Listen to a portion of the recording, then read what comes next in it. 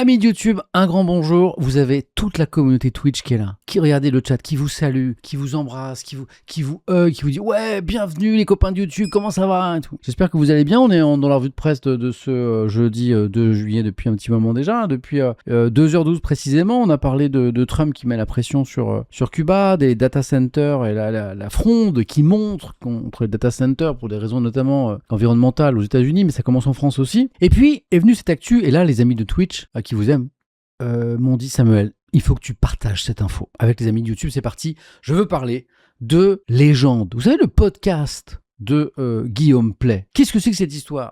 C'est des gens d'hier sur Twitch qui m'ont dit Zion Samuel, t'as pas vu l'enquête du Monde, du journal Le Monde sur Guillaume Play et sur son podcast Légende? Je dis je vous le fais, je vous le mime, je vous le fais vivre, hein, comme si vous aviez vécu cette scène. Et là je fais, mais non, mais pourtant, faut que je mette un petit peu d'intention. Et pourtant, je lis Le Monde tous les jours. C'est mon plaisir, c'est mon bonheur. Et là, je me dis, je comprends.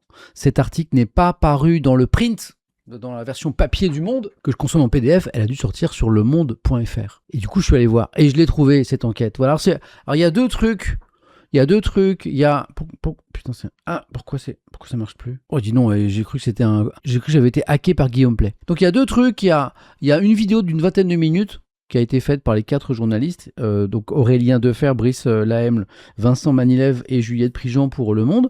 Et puis il y a aussi un papier, je suis plutôt papier, un article qui est très complet aussi, puisque regardez, alors il y en a des bon. Et donc, moi j'ai préféré le papier, mais vous avez aussi la vidéo si ça vous intéresse. Alors, le papier, il est réservé aux abonnés. Mais on en reparlera, parce que c'est assez intéressant, parce que c'est un article assez confidentiel, du coup, oui, Coolman, ça va, parce que d'abord, il n'est pas mis en avant sur le PDF, sur le print, donc effectivement, il est un peu moins mis en avant, il est que sur lemonde.fr, et en plus, il est réservé aux abonnés. Alors que parfois, un article du Monde peut être ouvert à tous, mais là, il est réservé aux abonnés. Donc oui, il a une diffusion qu'on peut considérer comme un peu confidentielle. Je n'ai pas trop d'avis personnel sur le travail de Guillaume Play, et de son podcast Légende. Pourquoi? Parce que je ne l'ai jamais regardé. Donc c'est peut-être une faute, c'est peut-être un tort de ma part d'ailleurs. Il faudrait que je rattrape ça pour que je puisse vous donner mon sentiment. Je ne vais que partager avec vous cette enquête du Monde. Déjà, pourquoi une enquête du Monde? Pourquoi autant de pages? Pourquoi 4 journalistes pour un tel papier? C'est une des questions qu'on peut se poser. Guillaume Play, visage du média Légende, nous dit Le Monde, entre goût du trash et interview complaisante. Si vous n'aviez que 5 secondes à nous consacrer, en fait, voilà ce que reproche Le Monde en fait à Guillaume Play, goût du trash et interview complaisante. Alors il y a d'autres trucs, il y a d'autres critiques contre son travail, mais l'essentiel c'est ça, goût du trash, donc des sujets un peu trash, des sujets pour faire du clic, des sujets pour faire de la consommation quoi. Et puis il y a un petit peu de sous derrière.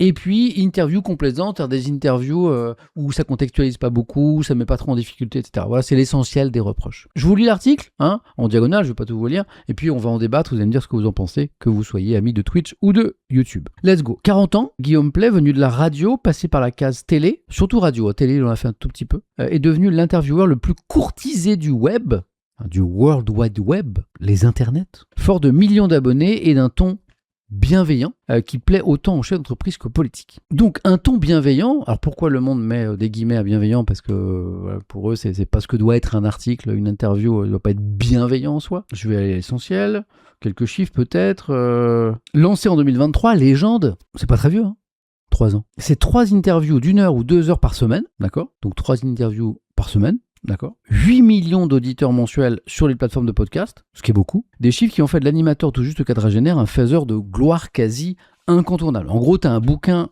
à vendre, les chiffres s'en foutent. T'as des gens qui sont venus parler de leur bouquin sur Légende. Derrière, les ventes se sont envolées. D'où les faiseurs de gloire. Le succès d'Anne Tufigo, par exemple, 10e meilleure vente de livres sur Amazon, ou du médecin légiste Philippe Boxeau, 9 passages dans l'émission et presque 1 million de ventes en librairie. 1 million de ventes en librairie en témoignent. Donc le truc est très très puissant, quoi. Guillaume Play décline désormais ses émissions phares en livres. Ça je savais pas. Le prochain, baptisé Légende, est disponible jeudi 25 juin, promet d'en raconter les coulisses et secrets. Le chef d'entreprise qui a conclu à l'été 2025 un partenariat avec Air France pour proposer ses vidéos dans les avions, s'apprête aussi à transposer sa recette sur scène avec à partir d'octobre une tournée de 16 dates en France, spectacle déjà complet dans certains zéniths, le gars remplit des zéniths quand même, où les téléphones seront interdits et où tout ce qui se passera en salle restera en salle, promet déjà sa promotion.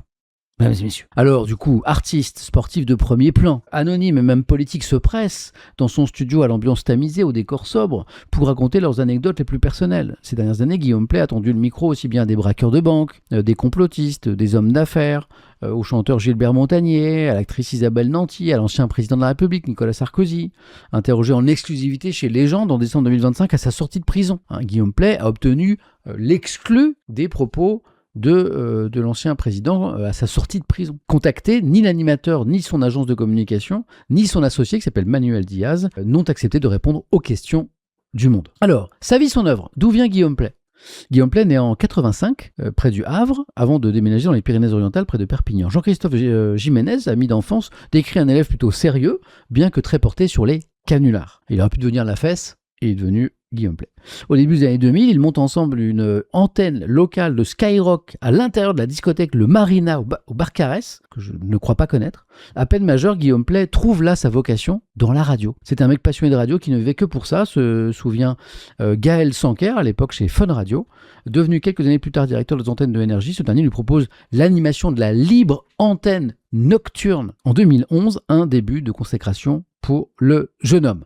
Attention, c'est pas une exclue, faut payer pour passer dans Légende. Non, Vigode, tu confonds. Dans le modèle économique de Légende, tu confonds deux choses. Il a des invités qui ne payent pas, dont Guillaume Pley se dit potentiellement ça peut faire énormément de vues, voilà, et donc du coup des revenus pour Légende. Et puis effectivement, il y a un autre format, notamment proposé aux chefs d'entreprise, dont en vrai, tu n'as pas besoin de recevoir. Par ailleurs, qui ne suscite pas forcément un intérêt chez toi et chez tes viewers, mais et là, le passage dans l'émission est payant de 10 000 à 60 000 euros. Voilà. Donc, c'est deux choses différentes. Quand Sarkozy vient, par exemple, Guillaume Pley le prend parce qu'il sait que ça va faire énormément de vues et que ça va lui faire du buzz.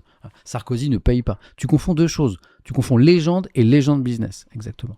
Ils en parlent après. Je sais, mais je réponds aux questions parce que les gens, tu sais, tu connais les gens, ils savent tout. Alors, comme c'est écrit, après, je veux pas que ce soit pris pour une info. Je continue donc. Donc, radio, passionné de radio. Au milieu des années 2010, le concours d'orgasme à l'antenne. Ah oui, alors c'est une radio, on va dire, c'est un certain genre de radio, quoi.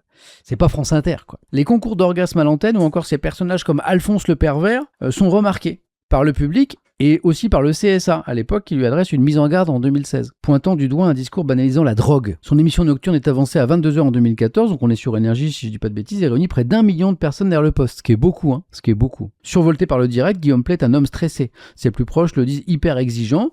Certains collaborateurs et stagiaires s'en plaindront des années plus tard en ligne, évoquant des journées de 12 heures et des semaines de 6 jours. Ouais, il serait un patron exigeant. Des propos diffamatoires répondent les équipes de Guillaume Pley.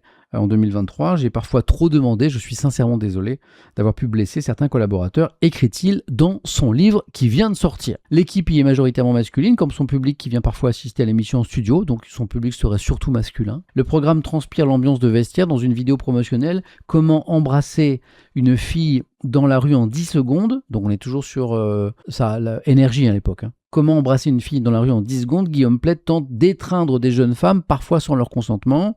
La polémique prend de l'ampleur à l'époque, l'animateur finit par s'excuser.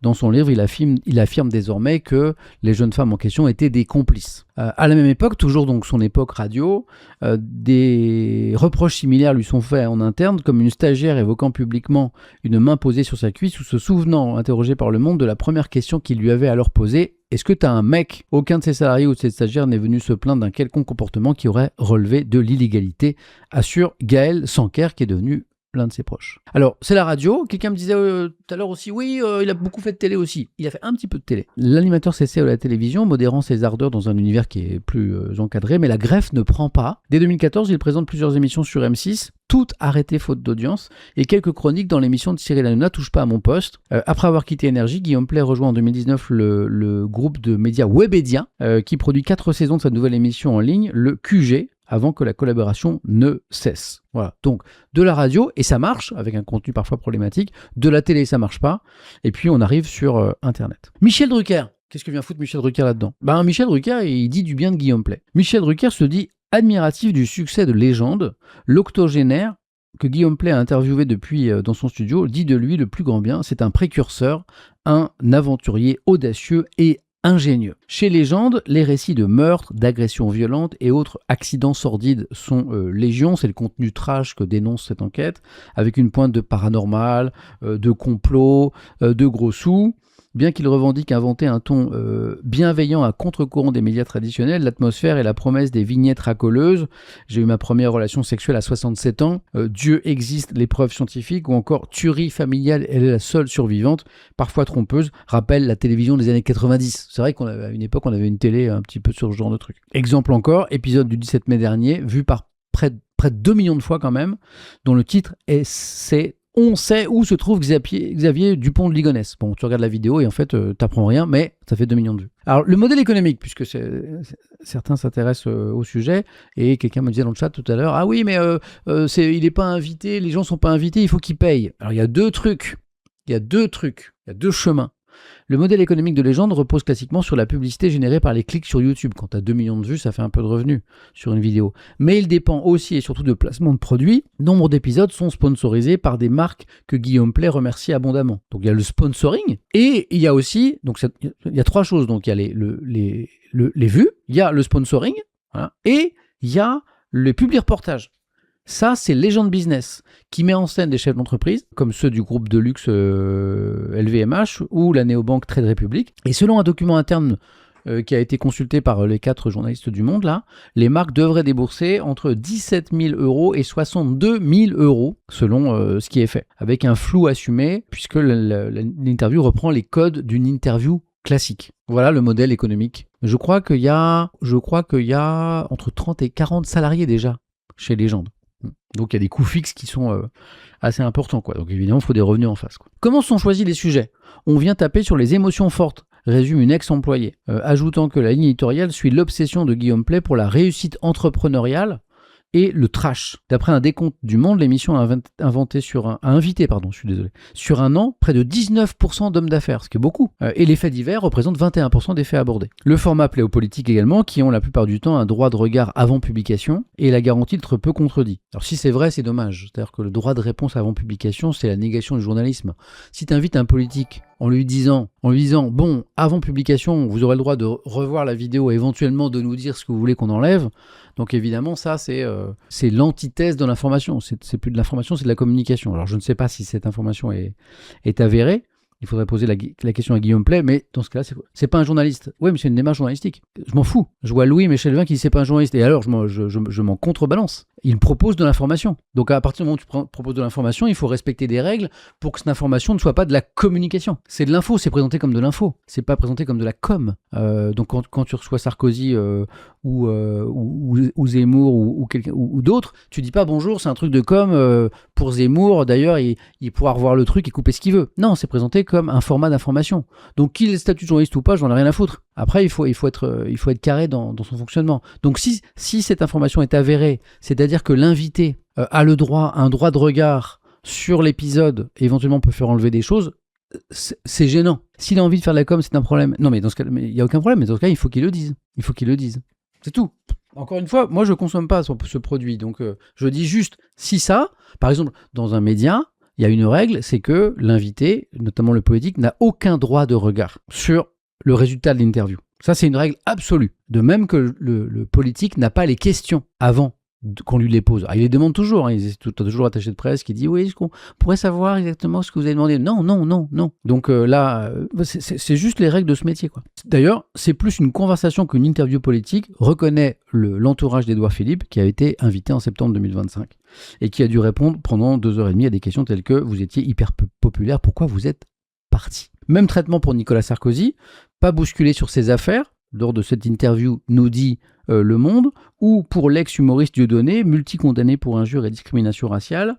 La fausse dépolitisation est pernicieuse lorsque vous invitez Dieudonné, évidemment que vous donnez à écouter un discours politique qui ne s'avoue pas comme tel, estime un historien des médias qui s'appelle Alexis Lévrier. Alors dans la section commentaires de ces vidéos, des spectateurs de toutes les générations, puisque selon une étude Odoxa, 25% de l'audience de Légende est âgée de 60 ans ou plus, c'est intéressant, donc le public de Légende n'est pas qu'un public de jeunes, salue pourtant un intervieweur respectueux, neutre et impartial, comme dans l'émission de juillet 2023 où il a reçu Jordan Bardella par exemple, et l'a invité à qualifier de guerre civile les révoltes urbaines ayant suivi la mort de Naël, tué par un policier à Nanterre en juin 2023. Pour Alexis Lévrier, ce fameux historien des médias qui est cité par l'enquête, Guillaume Pley participe au contraire activement à la normalisation de l'extrême droite. Alors est-ce que, ça c'est une vraie question, alors c'est vraiment un fil rouge dans cette enquête du Monde, Guillaume Pley participe à la normalisation de l'extrême droite. Ça c'est un débat.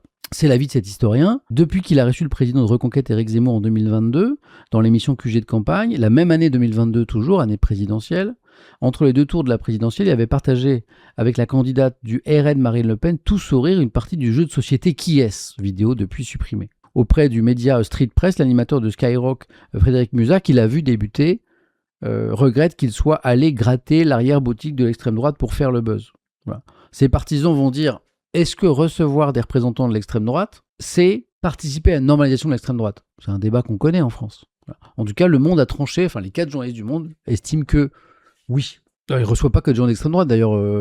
Louis Boyard, donc député LFI, si je dis pas de bêtises, a été reçu aussi. Pas évident pour autant de faire l'impasse sur l'exposition offerte par l'animateur aux 3,7 millions d'abonnés de la chaîne. Pour les députés LFI, Louis Boyard, ces longs formats vont être déterminants pour la prochaine élection. Parce que ce que veut dire cette enquête aussi, ça c'est le sentiment de cette enquête des 4 journalistes du Monde, c'est que Légende va être un média en capacité de peser sur le débat et potentiellement sur les résultats de la présidentielle. Alors, je ne sais pas si c'est juste cette analyse, mais c'est celle du Monde. Donc Boyard a été invité en 2023, mais il assure aujourd'hui qu'il n'y retournerait pas. Notant la contradiction limitée qu'oppose Guillaume Pley à l'extrême droite, ayant peu goûté la communication mensongère faite selon lui par le média autour de ses réponses. Ce qui est amusant, c'est que Louis Boyard ne se prononce pas quant à une hypothétique participation un jour de Jean-Luc Mélenchon. Bon, je vous lis pas tout. Il y a cette critique. Donc, si on essaie de résumer un petit peu les critiques de cette enquête du Monde contre le contenu de Guillaume Pley, il y aurait des contenus très trash.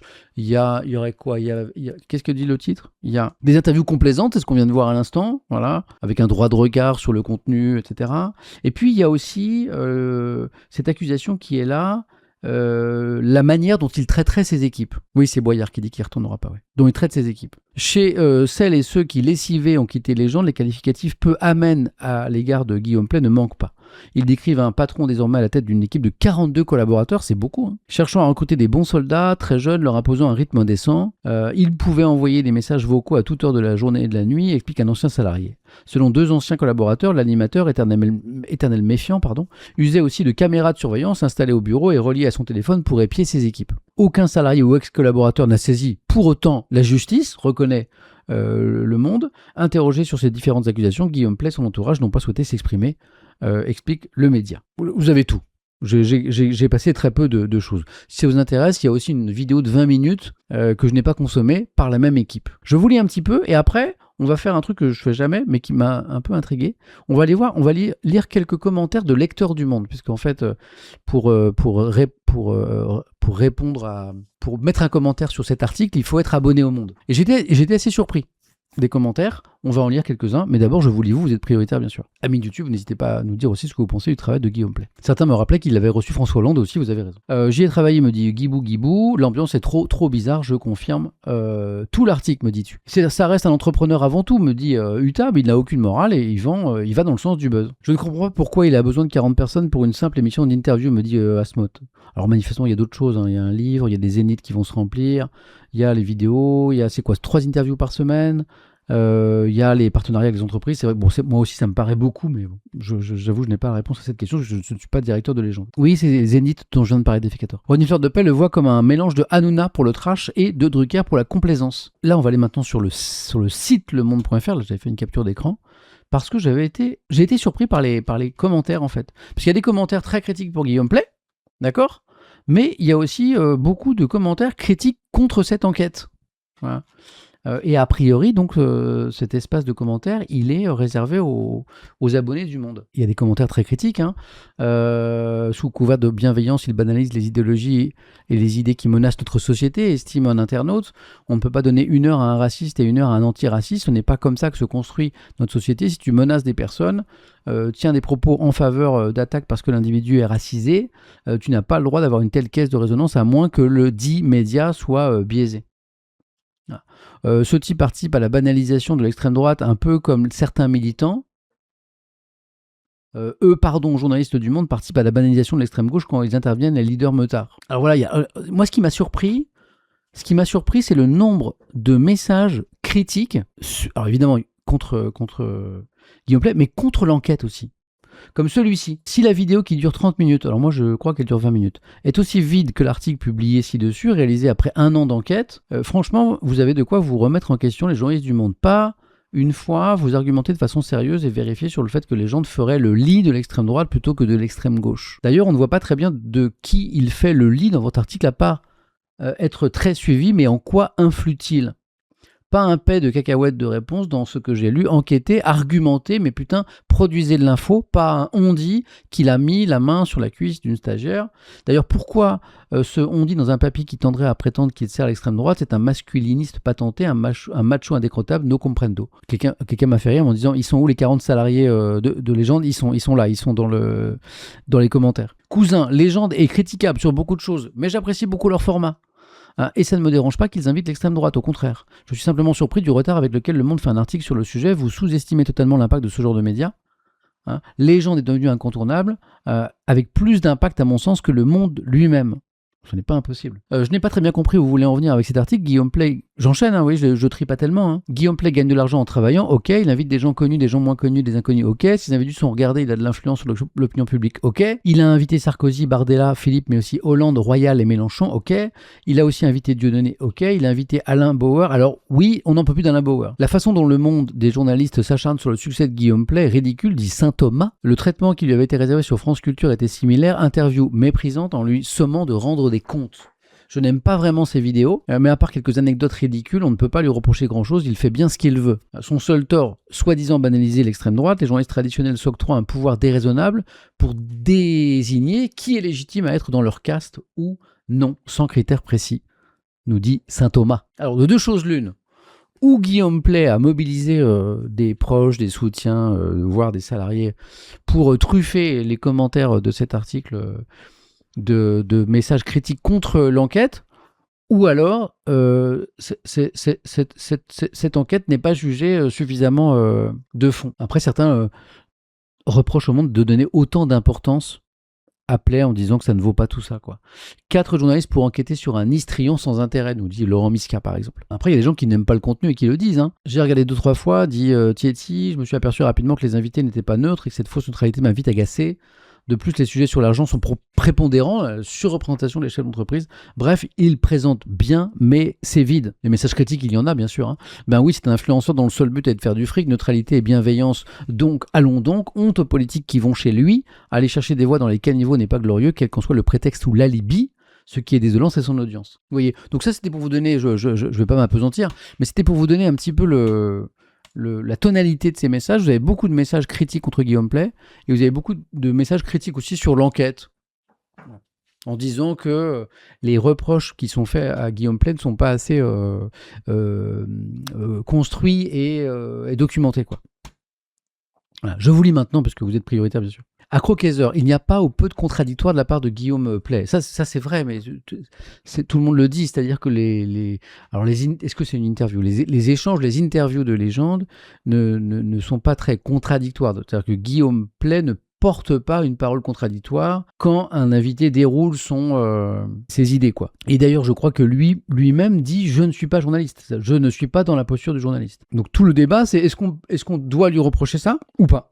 C'est ça le débat. Je regardais avec parcimonie, me dit Spiraten, mais quand il a fait l'entretien avec Sarko, c'était vraiment trop complaisant. Pour moi, tu peux être neutre, mais la neutralité, ça ne veut pas dire acquiescer à tout ce que dit l'interlocuteur. L'audience, voilà, c'est intéressant ce que dit Chris. L'audience qu'il a à qui lui donne des devoirs, donner la parole à n'importe qui sans sélection, sans contradiction, c'est irresponsable.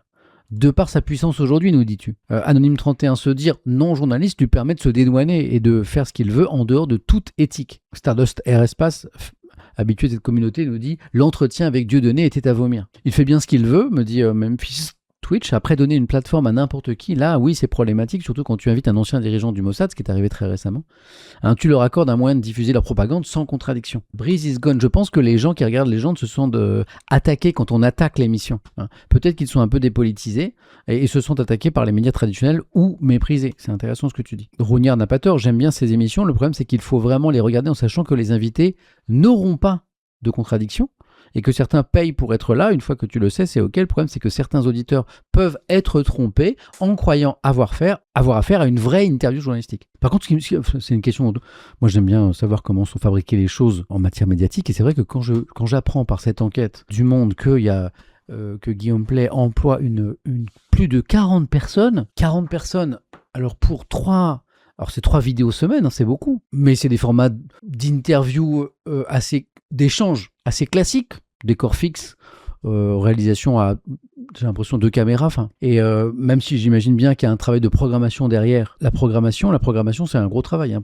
C'est trouver les invités, les caler, ça c'est du travail. Ça prend beaucoup de temps la programmation. Mais donc, travail de programmation, mon travail en termes de réalisation, c'est assez léger quand même. Hein. C'est beaucoup 40 personnes. Tous salariés, je sais pas si l'article du Monde est clair là-dessus. Ouais, est-ce que c'est du freelance? Est-ce que les gens sont à temps plein? L'enquête semble le dire. Voilà, c'est à la fin quand il parle des conditions de travail. Rythme indécent, blablabla.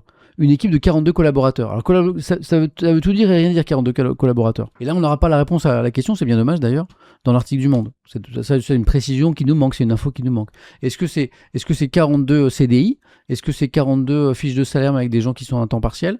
Est-ce que c'est des gens qui sont notamment en indépendant? Enfin, on ne sait pas. Là, je peux pas, c'est dommage. Voilà, c'est une info qui manque.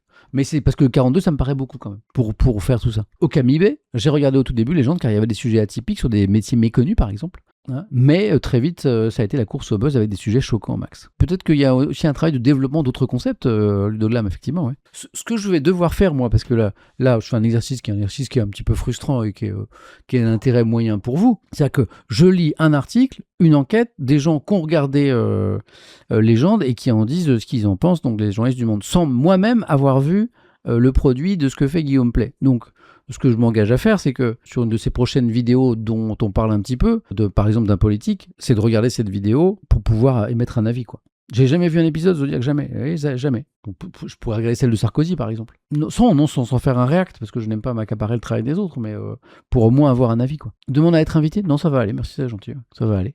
Bon, en tout cas, merci. Amis de YouTube, merci de nous avoir suivis sur cet éclairage, sur le travail de Guillaume Pley. On y reviendra peut-être, notamment si, comme le Monde croit, effectivement, c'est une caisse de résonance qui pourrait avoir des incidences, des conséquences sur le débat public, voire sur les prochaines élections. Donc, on a l'occasion d'en reparler. Merci en tout cas, n'hésitez pas à mettre un pouce, à vous abonner à la chaîne et activer les notifications. J'ai jamais dit ça, mais j'ai vu un YouTuber qui disait ça hier. Ça a l'air important. On sait que toi, tu n'as pas de salarié, mais tu as des personnes à la cave. Alors oui. Jusqu'au 1er septembre, puisqu'en septembre, j'embauche en CDI mes 2 premiers salariés.